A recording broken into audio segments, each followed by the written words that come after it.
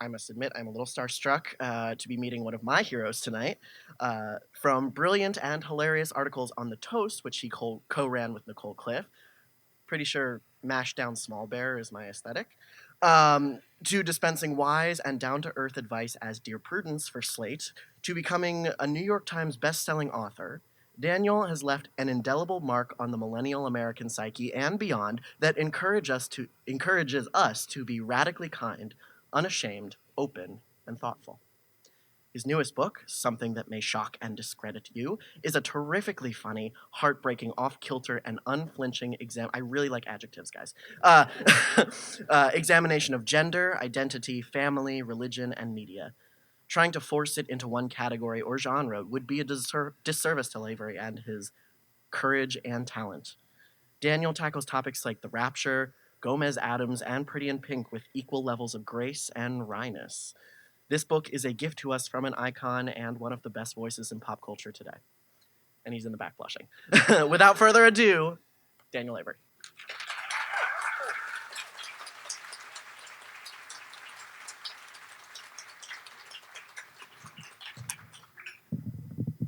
Hello. Thank you, Aaron. Thank you, everyone. I'm so thrilled to be here.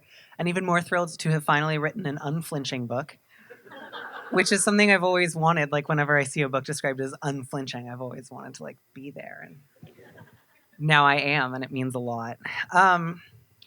Yes, this is a book about, among other things, the rapture, which is a lot of fun to get to write about.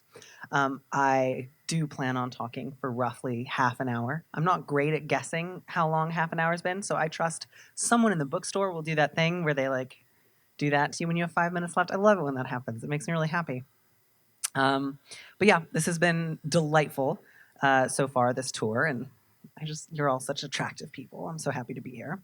I will start with, by the way, I did an interview with a friend of mine a couple of weeks ago in New York, and he asked me first about this chapter, and he said, I saw this first, and I thought this was your table of contents. So I was really excited about reading a chapter that was weightlifting is meaningful when I do it.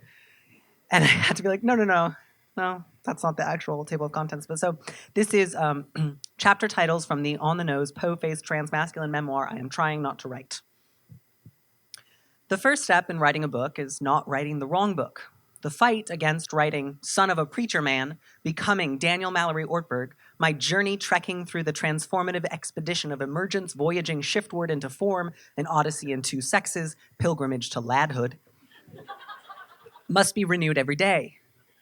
I am tempted always to make some force or organization outside of myself responsible for my own discomfort, to retroactively apply consistency to my sense of self as a child, to wax poetic about something in order to cover up uncertainty, to overshare in great detail out of fear that the details will be dragged out of me if I don't volunteer them first, and to lapse into cliche in order to get what I want as quickly as possible. Chapter 1. An outdoor picnic, signifying the successful reintegration into the family unit, and a flashback. A description of the author, naked at 5, then again naked at 12, then again naked at 20, then again naked at 32. Chapter 2. A mostly forced poetic description of my hormonal delivery system. This is my voice 4 seconds on T. This is my voice after saying this is my voice 4 seconds on T, so probably another 7 seconds on T. This is the molecular structure of testosterone. This is my tattoo of the molecular structure of testosterone. This is a rhapsodic list of side effects. Chapter 3, my male privilege. My male privilege seems so tenuous, but I'm also scared about my male privilege. Chapter 4, extreme Paula Cole voice. Where have all the tomboys gone? I'm sorry I lured the tomboys away to Boy Island. I am heartily sorry for my fault, my grievous fault, and I promise to make a good faith effort. Oh, I found a typo in my book. At restitution, returning at least 5 tomboys or their cash equivalent. Chapter 5, an extensive water-based metaphor. Trans people, always mesmerized, held, fascinated, and ultimately defeated by reflective surfaces. What's that, you say? A mirror of some kind? Hold it up to me that I might gaze at it with longing and dissatisfaction. Chapter 6. Have you heard of mermaids, centaurs, sirens, sphinxes, butterflies, snakes, werewolves, any other cryptid. Well, you're going to hear about them now. They're like me. Chapter 7, Maiden, Mother, Crone, Mothman, Hans Molman. Room to work in a Golden Bough reference, maybe? Joseph Campbell, at the very least. Chapter 8, Footnotes, for legitimacy, in which the author clearly feels obligated to badly summarize theory in order to offer a publicly defensible sense of self. It really got somebody. Chapter 9, an exhaustive recounting of every crush I have ever had, tagged and exhibited, followed by 6 pages of bad layman's chemistry, in which the author has grown a thin, dreadful mustache, which the reader can intuitively sense through the page. Chapter 10, what if masculinity but in a soft sort of drapey jacket?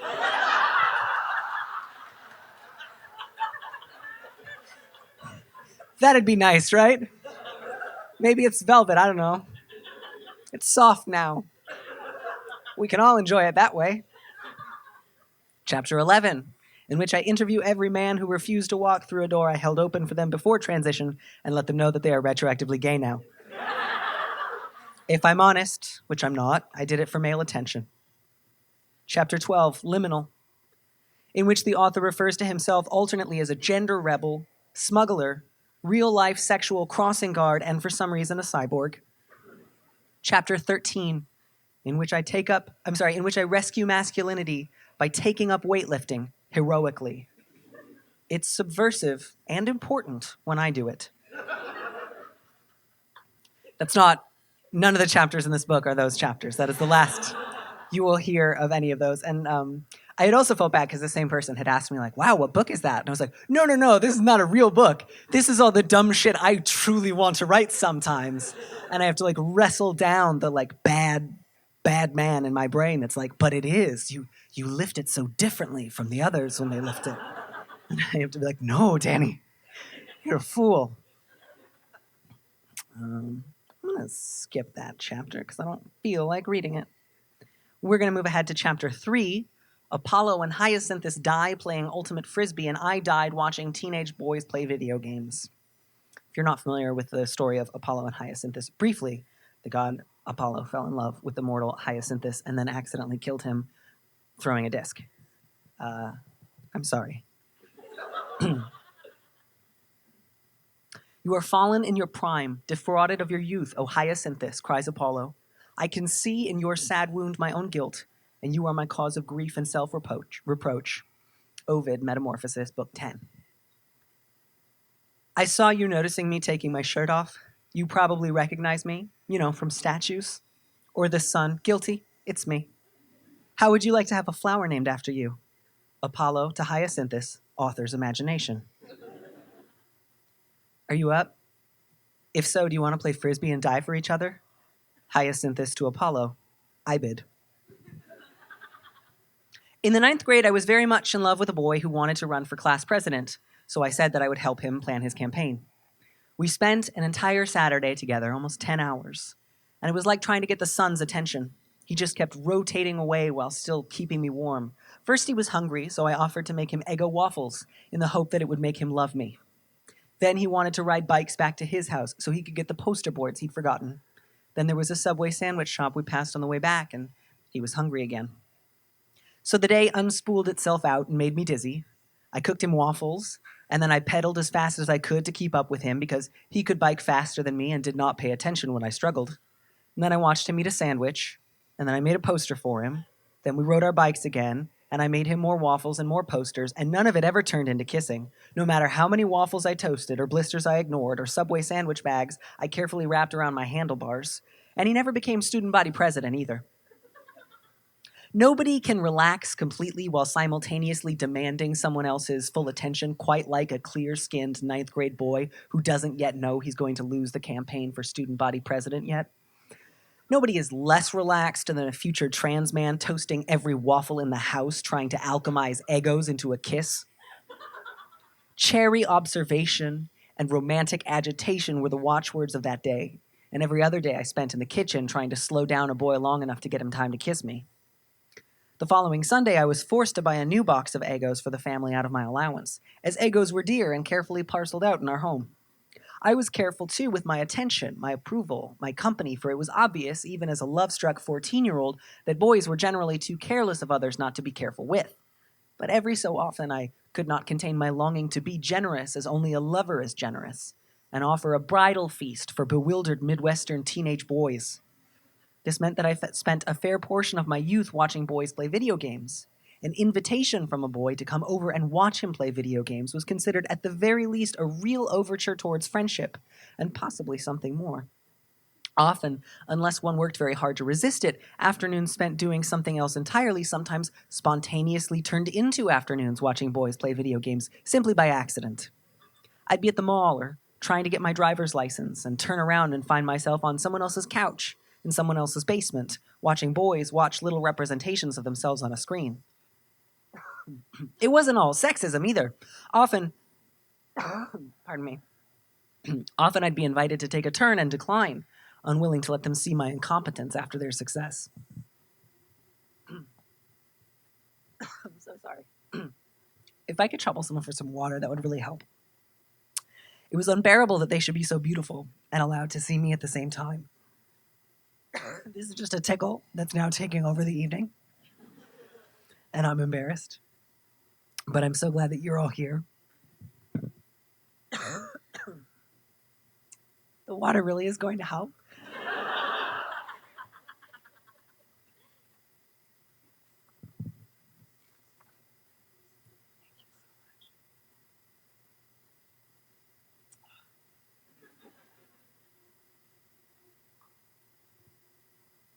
Here we go.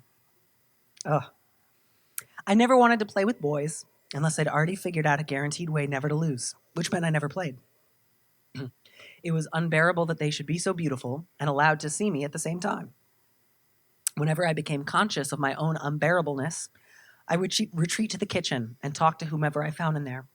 Usually their mothers, but sometimes their younger siblings, and sometimes no one at all. Either the boys would notice and emerge in search of their audience,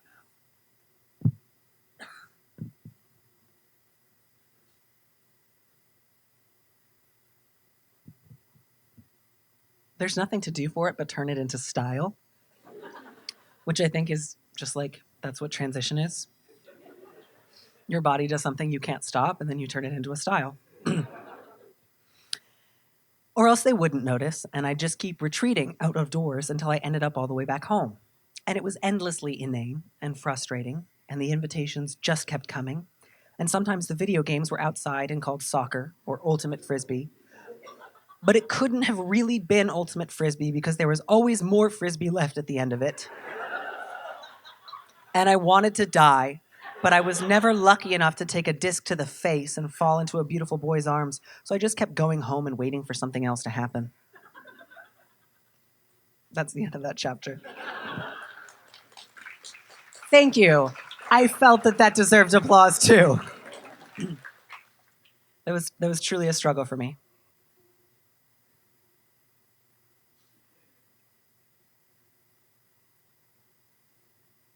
This next one, chapter 5, is called Unwanted Coming Out Disorder. I last read this in Seattle, and I had to do like a brief primer on ROGD, which is rapid onset gender dysphoria, which I always forget that, like, unless you're very involved in like trans discourse, it's like, is that like Roy G. Biv? It's not. Well, like Roy G. Biv is more important, obviously. We'll get to that. But just in case you're not familiar with it, I'll explain it, don't worry. I could not possibly have known I was trans as a child. When my friends and I went through the normal developmental stage of trying to set household items on fire during 8th grade sleepovers, we always used Bath & Body Works cucumber melon spray as an accelerant. What could have been more womanly than that?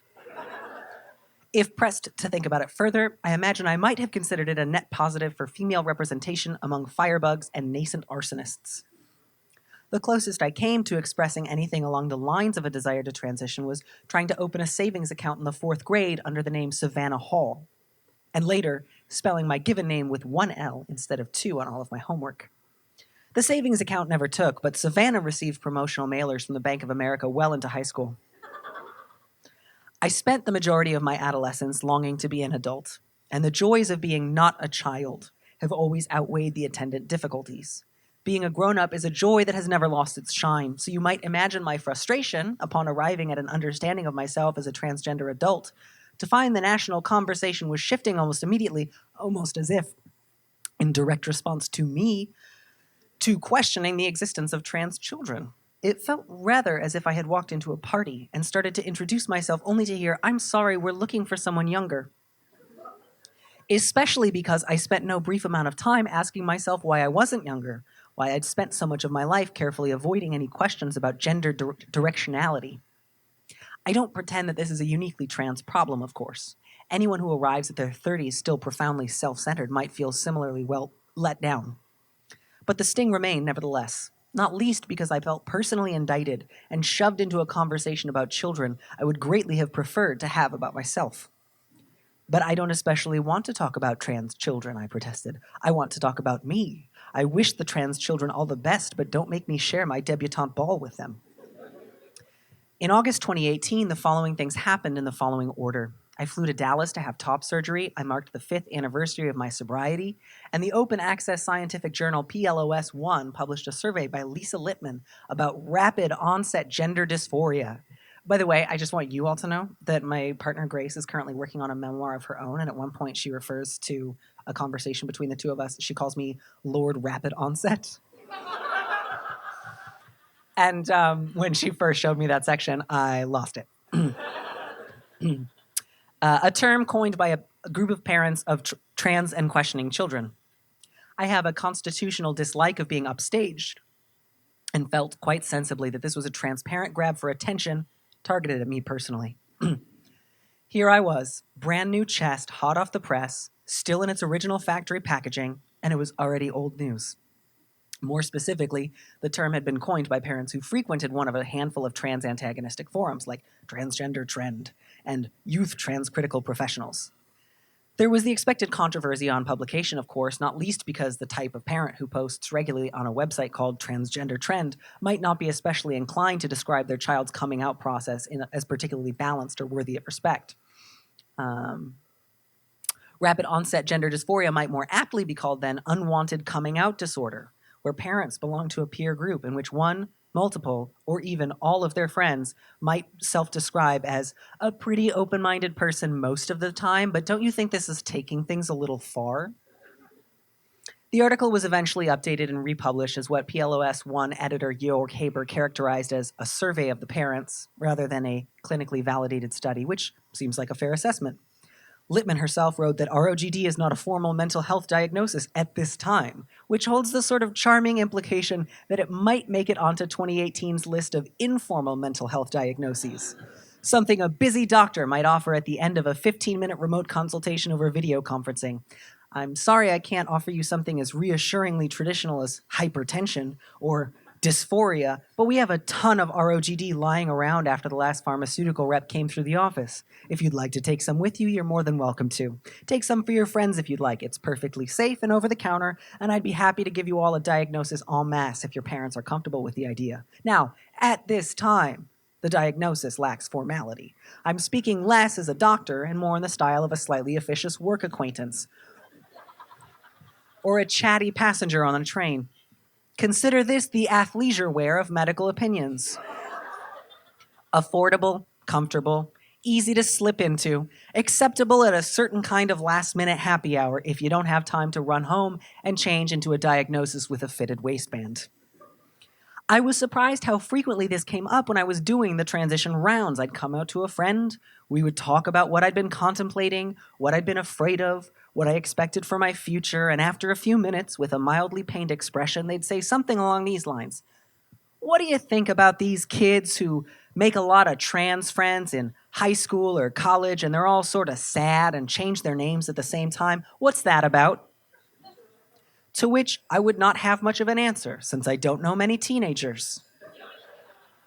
When I'd press them, "Well, what are these teenagers doing that you think they ought to be barred from doing? What procedures do you think they have access to? What outcomes do you fear? What futures do you hope for? By the way, do you have a sense of what hormones do and don't do?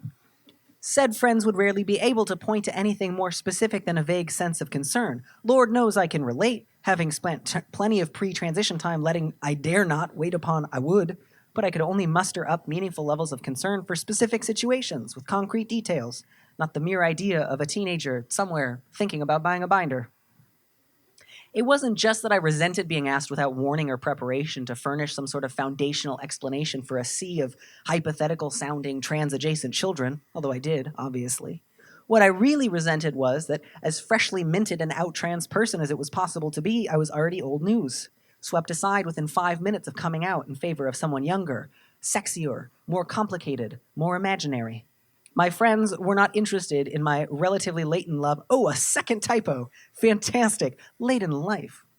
Sturdy 30s transition into a full-grown gentleman. I was being traded in for a younger model. Worse, a hypothetical younger model. Because no one ever wanted to talk to me about a specific, possibly trans child. Merely the idea that there might someday be a teeming, seething horde of them, bristling with hormones, and furious as the forces of hell.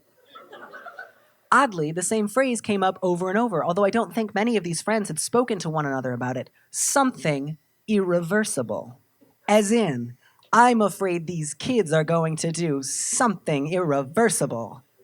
But just what that thing was and what irreversibility looked like outside of the usual irreversibility of time and momentum, I couldn't have told you because they were never quite able to explain it to me. Something irreversible is to polite people what self-mutilation is to impolite people, a quick way to reorient the conversation around their own discomfort with bodies. In both cases, it becomes difficult, if not impossible, to have a productive discussion with someone struggling with their own reflexive and implicit horror of flesh.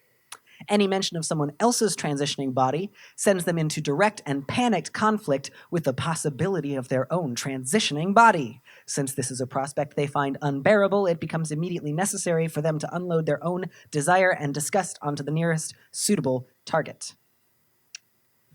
I'll stop there because it's a long chapter, so you're just going to have to guess what happens next.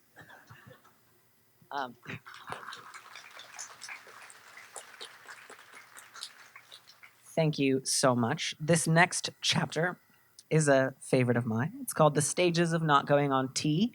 T is short for testosterone.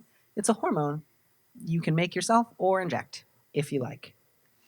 Store-bought is fine. Oh, I don't want to go on T.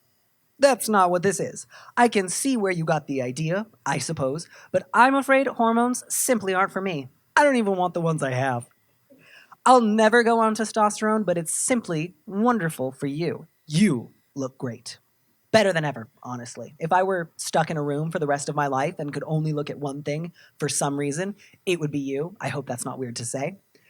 But that's really not the same thing. I just want you to go on hormones and for me to be able to watch you do it.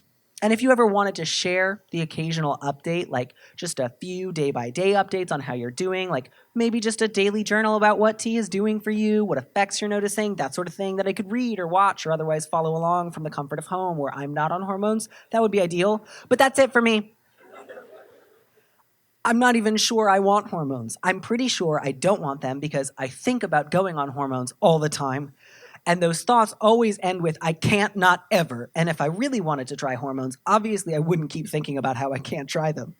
I think about them all the time, and I have to constantly stop myself, so I must really not want them.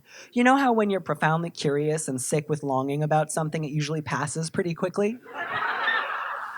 It's like an idle fixation brought on by boredom, easily confused with legitimate desire. Don't worry, lots of people confuse the two.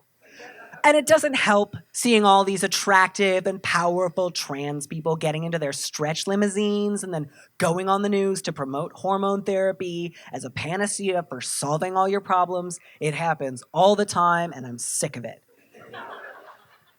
I certainly don't need hormones. Look, I've got all these coping strategies instead. Look at how well they're working. If someone were to drop a little bit of leftover testosterone on the ground and I couldn't find the owner and there weren't any real trans people around and it was about to go bad, I would probably take it. In the interest of preventing waste.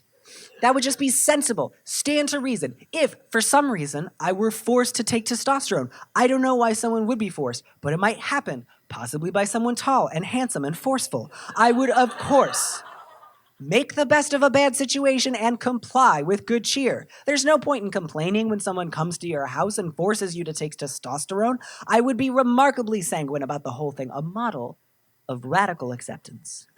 These things happen sometimes for any number of reasons. One reads about it. Yes, I'm quite prepared to be forced to take hormones if it ever comes to that, but I wouldn't go out of my way for it. Oh my God, hormones would ruin my life.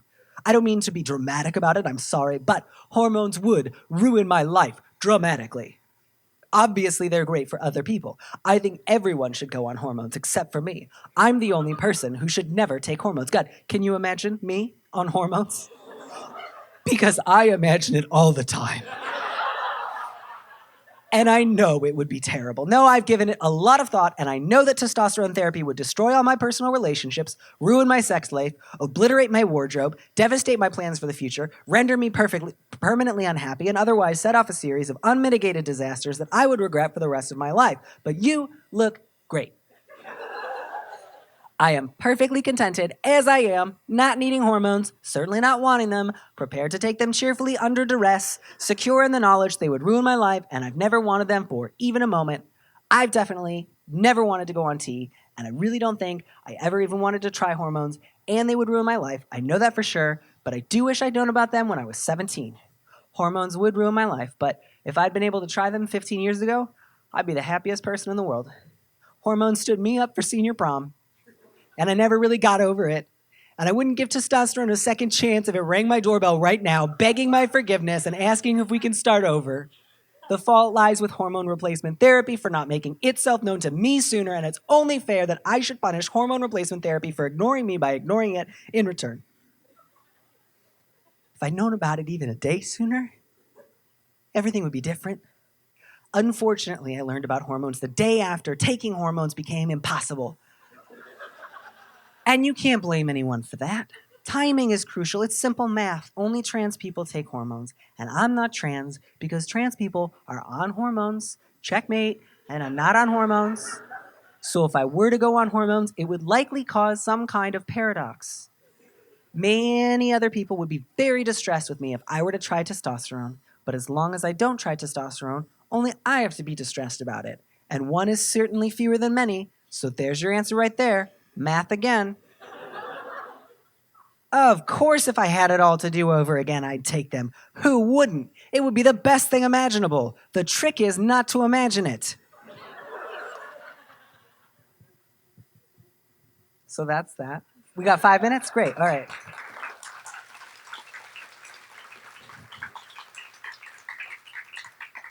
Ooh, okay. We can either do time travel or Athena used to be a tomboy. It's got to be Athena. Sorry. So, did you know that Athena used to be a tomboy? Athena. You know, when I sprang out of my father's head, fully formed and kitted out in battle armor head to toe, if I'm honest, I was doing it for his attention too, for male approval. What I'm saying is, I get it. I didn't want to be a girl either, but then I learned to love myself and to become the tutelary of Athens. Have you tried being the tutelary of Athens? Deuteragonist. I just don't want you doing anything extreme. It's not that I don't understand where you're coming from. God, no, it's not that I'm not sympathetic. We've all been there. Currer Bell and so on. Slick my hair back, spit on the subway, and demand a raise. But you have to know where to stop with this kind of thing. I get it, though. Your heart's in the right place, and you've got a good head on your shoulders, so some of your body is in correct working order. Sorry. Chorus, look, we hate to see you go. Hate to lose a valuable member of the team, but we understand all good things must come to an end. But could you do us a favor? Could you talk for just a few minutes about what you think we could have done to keep you as a customer? Anything we should bear in mind for the future? Anything that might have encouraged you to renew your contract with gals? Are you sure you don't want to change your mind? We hate to see you go. You know, we all used to be tomboys, so we get where you're coming from. You know, you don't have to take it all the way. Look at Athena. Sprang completely grown from her father's head, probably had 8 or 9 older brothers who taught her how to work on cars, bypassed her mother entirely, born in full battle armor, and look at her now, tutelary of Athens, goddess of owls, and so on. You can be the tutelary of Athens and still be a woman. Have you tried being the tutelary of Athens? Have you tried everything? Athena.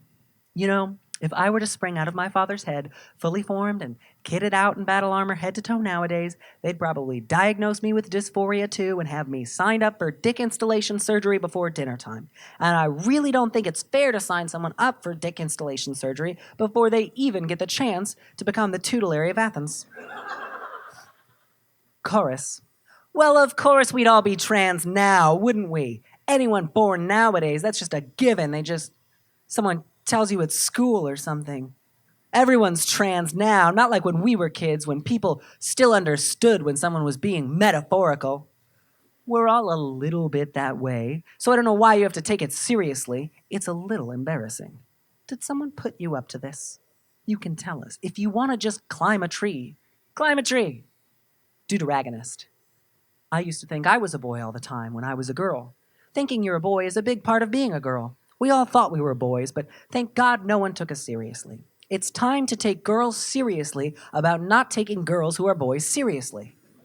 When I was a girl, I thought of boyish things, but when that which is complete is come, then that which is in part will be done away. When I was a girl, I spoke as a boy. I understood as a boy. I thought as a boy. But when I became a woman, I put away boyish things. For now we see in a mirror, dimly, but soon we shall see face to face. Welcome to being a woman. Now I know in part, but then I shall know just as I also am known. Athena. What about all the little Athenas who are springing forth from their fathers' heads as full-grown adults in head-to-toe armor? What kind of a message is this sending them about what it means to spring forth from their fathers' heads as full-grown adults in head-to-toe armor while also being women? There are lots of different kinds of women, some of whom spring forth fully formed from their fathers' heads in battle regalia, fully forth and fully formed and fully sprung and full-fathered, full-figured and fully women, and what kind of message are they picking up? Not to mention Artemis. What kind of message is this sending to vulnerable, virginal goddesses of the hunt? Deuteragonist. I mean, if I were 30 years younger, if I were 25 years younger, if I were 18 years younger, God, if I were just 10 years younger, if I were a year and a day younger, if I were a month younger, if you'd asked me just 5 minutes ago, 4.5 even, if I'd picked up on the first ring instead of the third, I'd transition. Hell, I'd transition. Oh, God, I wish I could transition. Ask me again, but sooner. Come back yesterday. Come back a week ago. What good are you to me now when I'm this? Where were you when then there was still summer in the heart of Molly McGrew? Come back a month ago, a decade, but come back to before I had to forgive you. Just come back and ask again. I'll wait if it takes forever this time. Chorus. She was such a pretty girl. Shame. Athena. Oh, I don't know. Let's not get carried away. She wasn't that pretty. Chorus. Oh, pretty enough then. Still a shame. Athena. Oh yeah, still a shame that.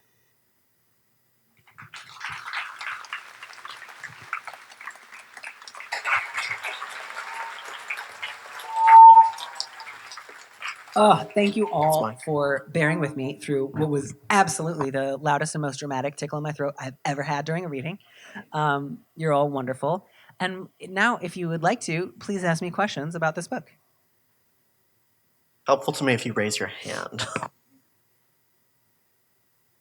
You also don't have to. I could ask you questions.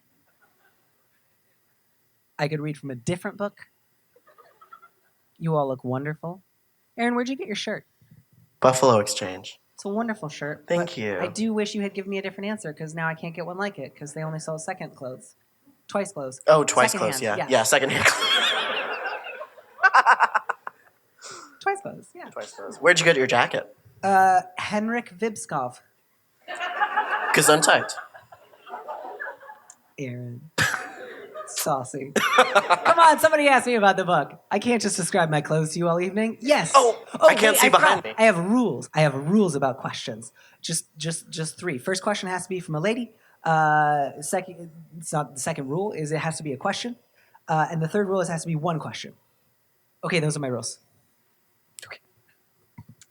What is your favorite old school rapture fantasy? Oh, that's a great question. So, favorite old school rapture fantasy?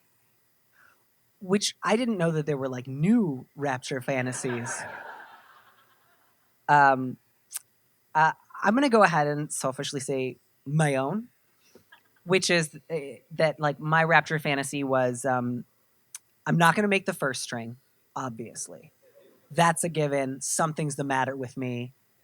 Question mark, question mark, question mark. Like TBD. We don't know what it is, but it's not going to be good. God's not going to like it. It's going to involve this somehow. So it was like, I know I won't make the first cut, but for those of you familiar, there's a second string. And it's basically like people who didn't make the first cut, but were like, oh no, the rapture, what have I done? And they're so beautifully penitent that like God is like the camera from The Office, and they're like, which is another very maladaptive fantasy that like I wish I had not burdened myself with. But then you're like, oh God. So like my idea was at like 8 years old was like, okay, I'm not gonna make it. I'm gonna come home one day, everyone will be gone, but I will do such a good job of hating myself and suffering nobly. I will suffer so beautifully. I will like walk home past the lake of fire that has sprung up and be like, oh, I deserve this. And I'm going to do that so well, and I'm just going to like prepare myself mentally for like the sudden loss of community, to suffer in silence and to hate myself. That's going to serve me real well in life as a queer person. And then God will see all this, and I will be brought up on the second string. That's how I'm going to get in. So it's not a good one, but it's definitely what I like picked up from growing up in a very evangelical environment as a person who was like, something sex and gender wise is going to be coming down the pike for me. Second favorite is obviously the DC Talk cover of what's the song? It's You've Been Left Behind, but that's not the name of it. You know the one. Two men walking up a hill, one disappears and one left standing still. I wish we'd all been ready. None of you helped. Oh, you all watched me twist in the wind. Second question, please.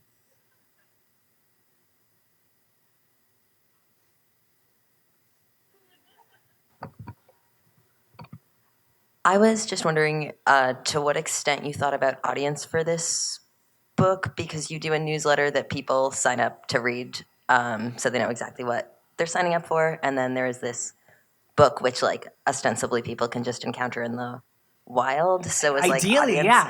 yeah. Yes. That is always the part of like a book proposal that I find most difficult, which is like, what's my audience? And my answer is just usually like, I hope many, many people who will then like develop a crush on me. Like that's my hope is many, many people will be like, oh, I'm just wandering in a bookstore. Oh, that cover looks interesting. Say, who's this person? Oh, I'm in love with them. Like that's how I want. That's like my megalomaniacal fantasy of writing. So I was certainly hopeful that the book would reach more than just people who had already subscribed to my newsletter. And most of the stuff in here is new and not from the newsletter. I'd say maybe a little bit less than a third is something that had previously appeared there. So obviously, like my other hope was that like every trans person in the world would be like, oh, the one, you wrote it too soon. You're not supposed to do it this early. You're supposed to wait 5 years, but you did it. We're proud of you. We're all going to come kiss you on the forehead. Maladaptive fantasies is the theme of this Q&A. Yeah, I think my hope was maybe just people who generally tend to like browse the new memoir section, and we're hopefully looking for something that was a little bit disjointed, and a little bit funny. But I'm always pretty bad at that part, and my answer in that that part of the proposal is always just like, I hope a lot of people read it. Please don't ask me more questions. But yeah, I think too, there's always an audience for people who are like, I grew up religious and now I feel bad. Whenever I see those books, I'm always like, tell me more. Even if it's not like my religion, and even if not that it's always like, and now I'm mad at all religion, or I think all religion is bad, just like this one did a number on me. I see those books and I'm like, let's talk. I also feel weird. So I think that's actually probably the best answer to your question. Question the third. This is fun.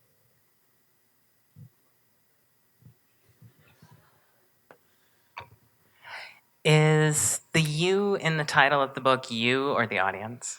So actually, the title is a quote from an episode of The Simpsons. So technically, the you is a recently discontinued character on the show, because it's when Lionel Hutz is talking to Apu, which the show has, I think, quite rightly decided to stop using.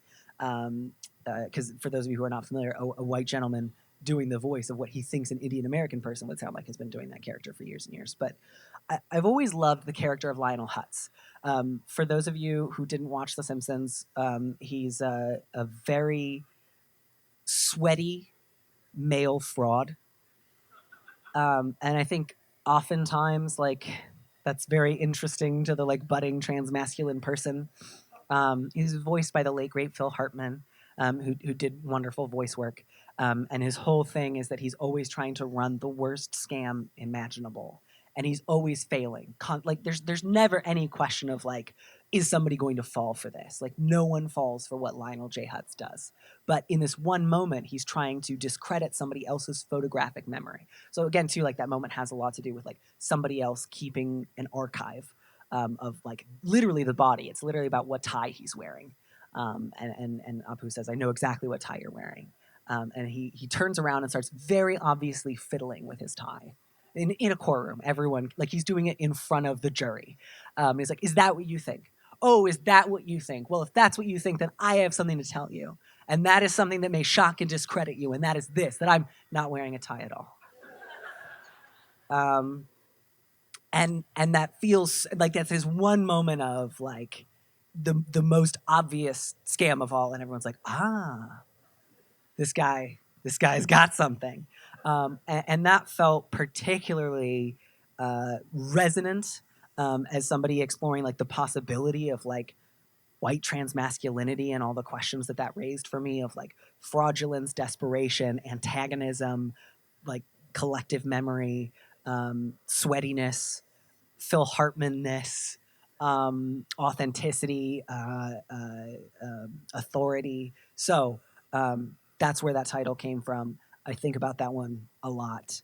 I still don't know how to put on or take off a tie. But one time at prom, my prom date gave me his tie, afterwards. I don't know if any of you went to prom where they do stuff traditionally where, like, the ladies give their garters to their dates and then the gentlemen give their, a couple of you done that and the rest of you are like, why would you do that? But I truly, like, at the end of that night when I had gotten that bow tie, I kept it for years, easily a decade. I felt like Sir Gawain. Like, I was just like, I have a token from my beloved. He's a gymnast who will never kiss me because he does not return my crush. But it meant so much to me. So I have a lot of thoughts and feelings about ties, even though I don't often wear them. I think that's, I'll stop there for answering that question. A fourth question? I'm wondering, like, how do you deal with, because you've changed your name recently. I change my name every time I write a book. Yeah. And I was wondering how you sort of deal with that kind of discontinuity in not even just like in your professional life and that. Yeah, absolutely. So it is true. Every time I've written a book, I have changed my name. I hope I don't change it again. It's weird. My signature doesn't look anything like a signature because I learned cursive when I was 8, and I started signing my name Daniel Lavery 3 weeks ago. So, parts of it are very strange. The switch from my birth name to Daniel and Danny felt fairly straightforward. Like, pretty quickly, I just liked hearing it, and there were still times that I would mentally think of myself in my old name, but that shift happened relatively quickly. Changing my last name was not something I had ever anticipated doing. It was a very sudden, decisive response to a desire to disidentify with my family of origin. So it felt differently propulsive. It felt less like something settling over something that was now the foundation for a new thing and more like goodbye forever. And so in some ways that's felt more strange. Like, oh, Lavery's my last name? That's weird. Especially because, like, of course, I had, like, come from the kind of thing of, like, the most feminist thing I'll ever do is keep my last name forever. Like, that's the height of it. And then later I was like, maybe that's not the height of it. Maybe I can go a little higher in some other ways. So that's also, like, a weird thing of, like, keep your name. You must keep your name. To then, like, don't keep your name. You're a gentleman. These are all thoughts in my head. I'm not trying to say that this is everyone else's fault. My brain is a busy place to live. I wish it was a horse eating oats. So I will say, like, the fact that I can sometimes see my full name now, which, like, legally I have changed to Daniel M. Lavery, and I think, like, that's a name, that's my name. And there's other times I'm like, what, where, who? And so it feels piecemeal sometimes, it feels disjointed sometimes, it feels lovely sometimes. My email address is so confusing now. It's a mess. It's very, again, I've been talking about this a lot. I was recently diagnosed with ADHD. Wish I had gotten that about, same thing, like 20 years earlier. Whatever, it's fine. But it feels like a very diagnosisly consistent way to handle changing your name, which is just like do little bits of it a lot and then catch up with the paperwork later. It's great. Talk to your doctor or psychiatrist about adult ADHD diagnoses. You do storytelling in, oh, that was really loud, sorry, in a bunch of different ways, Twitter, your newsletter, even in this book, there are different types of stories. What is your favorite way to tell a story?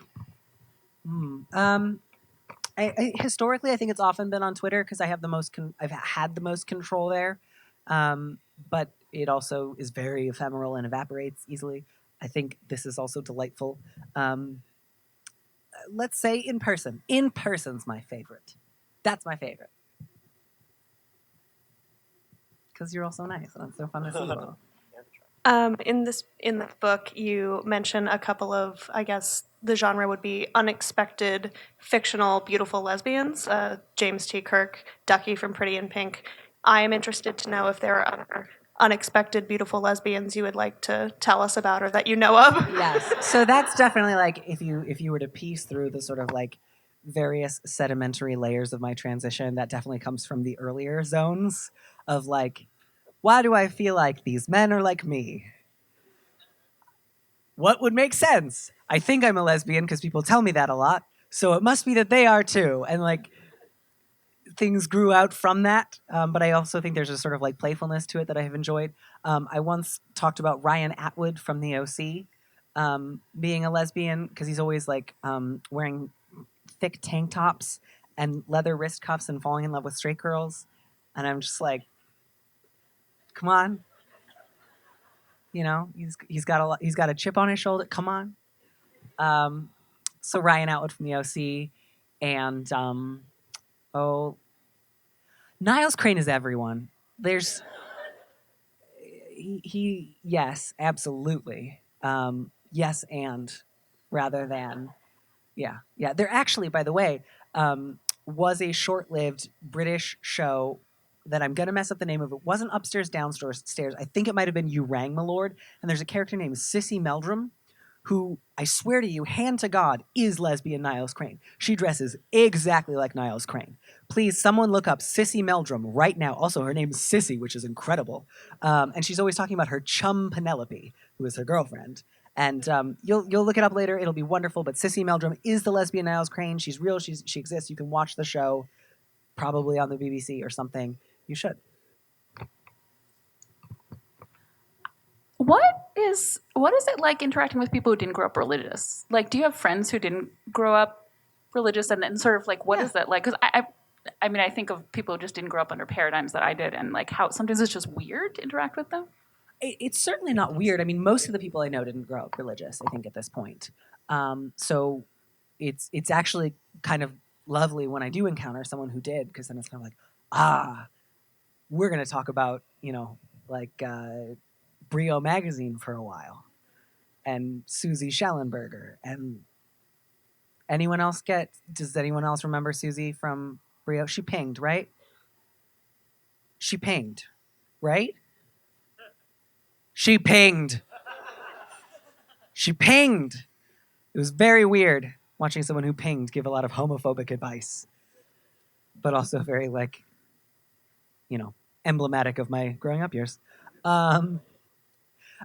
So yes, the question is, what's it like socializing or being around people who grew up not religious? I often find it quite healing. I often find it quite soothing. I often find it to be a useful calibration of my own my own responses, sometimes traumatic responses to my childhood. It can be really nice to be around someone who doesn't have those same intense responses to certain things. So it's something that I love and value. Sometimes I get really jealous. Sometimes I think a lot about like what's the control group version of my childhood that I can think about a lot. But I also at a reasonably young age, like by 16, had a fairly large secular peer group that I like kept off to the side. I was like, I'm doing outreach. I'm gonna get them to church. So I already started to develop that early enough that I can also look back at certain elements of my childhood and feel like there was already a broadening there, such that it doesn't feel like my only experience as a child was a religious one, but certainly a lot, too much for sure. I could have done with 30%. Yeah. Do we have time for one or two more? I don't know what time is. Great, two more questions.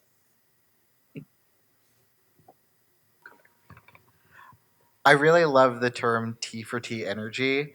And I really want to know like how that really began. And Oh, yes. Not me. My God, not me. That goes back a long time into the reaches of like trans history. T for T, among other things, used to be one of the subheadings on the Craigslist personal section, and it just meant trans person looking for trans person. The categories were a little goofy, but like Craigslist is gone. We don't have to be mad at them. And yeah, it's tale as old as time. Tale as old as trans people. It just means trans people dating trans people. And it's great. You should do it. Take whatever steps you need to get there. I think I first encountered it probably in Kay Gabriel's work. But I may have also come across it earlier. And of course, energy just comes from the internet. We all talk about energy. But it's just terrific. It's just terrific. It's when trans people date each other. And, obviously, like, we're not perfect. We sometimes are a lot. But it's a lot of fun. And we're very cute. And I have one of my tattoos is a little angel. Like, it's a little woodcut angel. And it's, like, bearing the news. It was from one of the extra canonical gospels that's like, this is the annunciation news to Joseph about Mary. So it's like when you tell a boy about a girl's news, so it feels like trans resonant there too. Anyways, the little scroll is tattooed. It says T for T on it. And I got it because Grace and I were like, let's pick tattoos for each other and then not see them until they're done. And that's what we did. And then that was mine. And it was like a month after top surgery. It was like right on my chest. And I was just like, I'm going to die. And then I didn't, and I had a big showy angel saying T for T. So that's T for T energy, I think. One more question.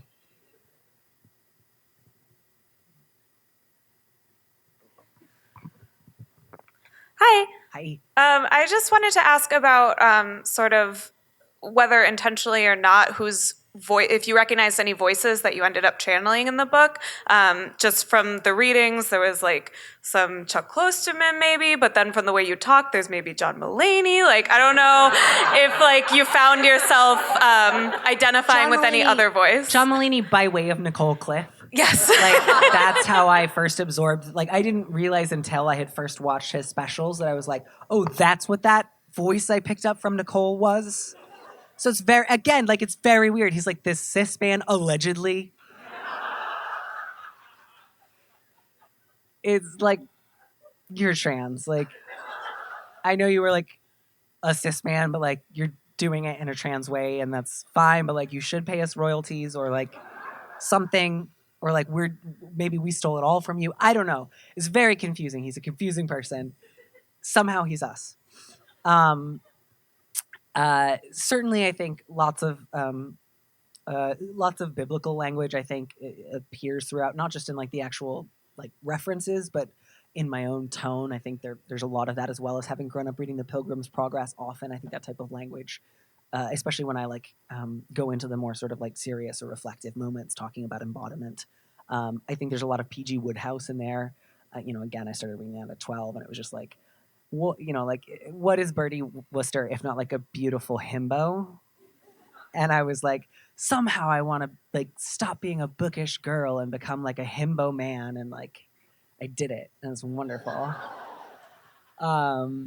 I do think that that's a big part of it. I was so like, when I was writing the proposal for this book, they always want you to do like, what are some like titles for comparison, like books vaguely like this. It's not like it has to be exactly, but like just for the purpose of trying to explain where we would file it away in the bookstore or to sell it to people. And I was like, I do think Sex, Drugs, and Cocoa Puffs should be on there, which I was like, I'm kind of embarrassed by that, but I also like deeply loved that book. And like, again, just like those complicated relationships to like, I'm going to do it better than you. Sorry. I hope we can braid each other's hair one day. I wish to confuse you into doing that. But yeah, I do think this is a book that speaks in a lot of different voices, and I think there's Columbo in there, there's Nora Ephron in there, which I know would make her very mad, which makes me very happy. That means a lot. Wanting to confuse influential male figures and wanting to irritate influential female figures who I know would be mad and disappointed in me. The transmasculine experience. Sometimes. That's all the time we have. That is all the time we have. One more round of applause.